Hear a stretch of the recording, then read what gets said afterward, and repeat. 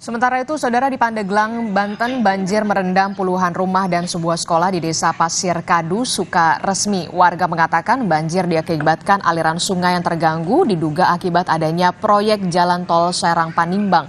Dari pihak pengembang tol belum pernah ada kompensasi atau komunikasi terkait dengan persoalan banjir ini. Masyarakat terpaksa harus memperlebar aliran sungai dengan alat seadanya agar banjir yang menggenangi permukiman warga ini bisa segera surut. Selain rumah dan juga sekolah, saudara, banjir juga merendam sawah warga. Air dari kali ketiga kan kali di situnya kebendung, kena gonggong itu tol. Ya kena jalan tol ini untuk pertama kan sebelum jatuh begini belum kita masuk ke sini. Ya, ada akses jalan tolnya terlalu kecil, gorong-gorongnya. Jadi ternyata limpas air dari mana kan ke sini semua. Nah, air berbalik ke belakang itu.